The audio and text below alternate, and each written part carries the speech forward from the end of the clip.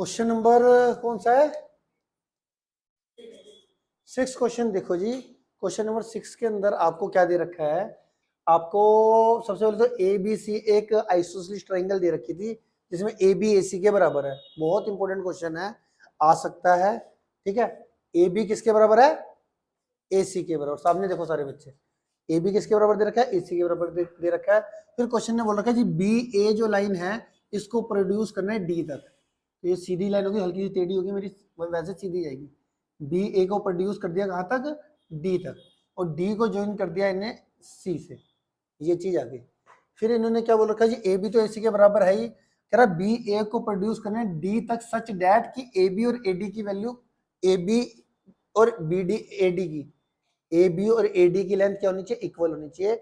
B ए को produce करना है डी तक सच डैट कि ये लेंथ और ये लेंथ क्या हो? इक्वल। ठीक है, मतलब ए बी ए डी के, ए बी ए सी के बराबर भी था, ए बी ए डी के बराबर भी हो गया, है ना। तो फाइनली मुझे प्रूव करना है बी सी डी एक, मुझे 90 डिग्री प्रूव करना है। बी सी डी एंगल मतलब ये वाला एंगल मुझे 90 डिग्री प्रूव करना है पूरा। क्लियर है? फिलहाल के लिए मैं क्या कर रहा हूं कि फिलहाल के लिए इसको मैं एंगल 1 का नाम दे रहा हूँ, इसको मैं एंगल 2 का नाम दे रहा हूँ, इसको मैं एंगल 3 का नाम दे रहा हूँ, इसको मैं एंगल 4 का नाम दे रहा हूँ। अब देखो in triangle A B C के अंदर आपको पता है A B is equal to A C है। जैसे एक ट्राइंगल के अंदर दो साइड इक्वल दिखती है, अब देखो मुझे चाहे भले ही ना आता हो, मैं कह रहा हूँ मान लो मुझे ये क्वेश्चन नहीं आता तो मैं क्या सोचूंगा कि जितना आता है उतना लिख दूं, उसके तो मार्क्स मिलेंगे ना। तो A B is equal to A C मैंने लिखा और यहाँ पे लिख दिया भैया side A B is equal to A C आ गया, ये तो गिवन हो गया जी। तो इसके अकॉर्डिंग ए बी की अपोजिट एंगल कौन सा है? 2। एंगल 2 इज इक्वल टू कितना हो जाएगा? एंगल 1 आ जाएगा। Angle opposite to equal sides are equal to each other, are equal to each other. ठीक है, angle 2 is equal to angle 1। इसी तरीके से देखो अब आपको जो, अगर मैं बात करूं in triangle A C D के अंदर, in triangle A C D के अंदर अगर मैं देखूं तो हमारे पास ट्राइंगल भी छोड़ दो, पहले एक सिंपल सी चीज समझो कि आपके पास था ना A B is equal to A D था, ए बी ए डी के बराबर दे रखा था, ए बी हमारा ए सी के बराबर भी है, ए बी हमारा ए सी के बराबर भी था, ए बी हमारा ए डी के बराबर भी है। इसी हिसाब से अगर मैं इसको इक्वेशन 1 और इसको 2 लूं, फ्रॉम 1 एंड 2 से, फ्रॉम 1 एंड 2 से ए डी ए सी के बराबर आ जाएगा।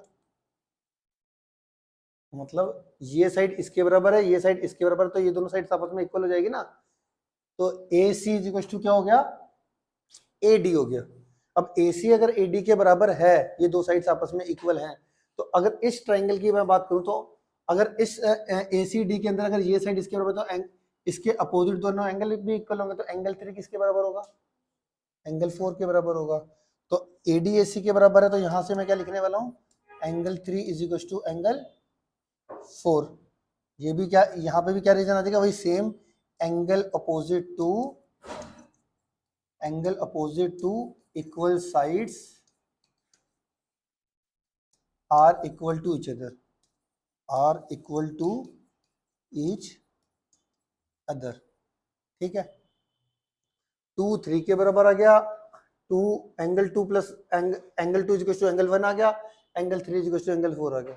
अब इतना शॉर्ट में मैं दोबारा से बताता हूँ, इसके बाद दोबारा शुरू करेंगे। देखो आपको एक ट्राइंगल ए बी सी दे रखी थी, क्योंकि आइसोसेलेस ट्राइंगल थी तो इनके अपोजिट दो एंगल इक्वल हो गए, एंगल 1 एंगल 2 के बराबर हो गया। फिर बी ए को प्रोड्यूस करा आगे डी तक सच दैट ए डी और ए बी बराबर होंगे। ठीक है, अब आपने इस डी को जब सी से ज्वाइन कर रखा, देखो ये साइड इसके बराबर भी है, ये साइड इसके बराबर भी है, तो ये दोनों साइड्स आपस में इक्वल होंगे। इन दोनों साइड्स को इक्वल होने से इनके अपोजिट दो एंगल इक्वल हो गए, मतलब एंगल 3 एंगल 4 के बराबर हो गया। अभी तक इतना ही लिखा है मैंने। ठीक है जी, अब मुझे बी सी डी को 90 डिग्री दिखाना है, it means angle 2 plus angle 3 दिखाना है आपको, है ना। वो देखते हैं कैसे करते हैं। ठीक है, तो अगर मैं यहाँ से वैसे अगर देखूँ तो ये हमारी इक्वेशन, इसको ले लेते हैं 1, ये इक्वेशन ले लेते हैं 2। ठीक है, तो यहाँ से अगर मैं कहूँ इन दोनों इक्वेशनों को अगर मैं ऐड करना चाहूँ तो ये क्या हो जाएगा मेरे पास? ऐड इक्वेशन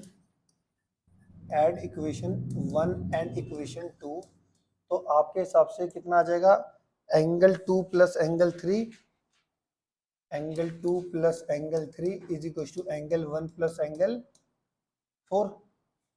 अब एंगल 2 प्लस एंगल 3 अगर मैं देखूं तो ये BCD, एंगल 2 में एंगल 3 को ऐड करूं तो BCD एंगल बन जाता है।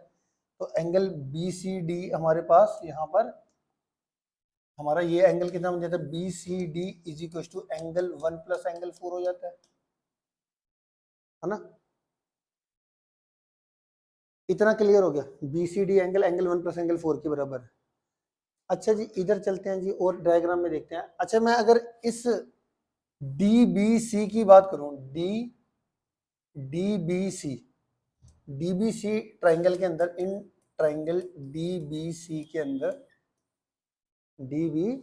के अंदर अगर मैं एंगल सम प्रॉपर्टी लगाऊं इसके अंदर, तो angle 4 plus angle 1 plus angle BCD, ये पूरा ट्राइंगल DBC में, तो एंगल 1 प्लस एंगल 4 प्लस ये BCD एंगल का सम 180 होगा पूरी ट्राइंगल का। तो यहाँ पे हम क्या करने वाले हैं, angle 1 plus angle 4 plus angle BCD, triangle के तीनों एंगल का सम कितना होगा, 180 बाय एंगल सम प्रॉपर्टी से। अब ऊपर मैंने प्रूफ करा था angle 1 plus angle 4 is equal to BCD, तो एंगल 1 प्लस एंगल 4 की जगह पे मैं BCD एंगल लिख सकता हूँ, और एक BCD पहले से ही था, ये 180 डिग्री आ गया। BCD twice of BCD is equal to 180, और BCD एंगल की बात करूँ तो 180/2 कितना आ गया, 90 डिग्री। आपको यही प्रूफ करना था, ठीक है। अब फिर से मैं आपको डायग्राम में समझाता हूँ कि किस तरीके से लिंक बिठाना है।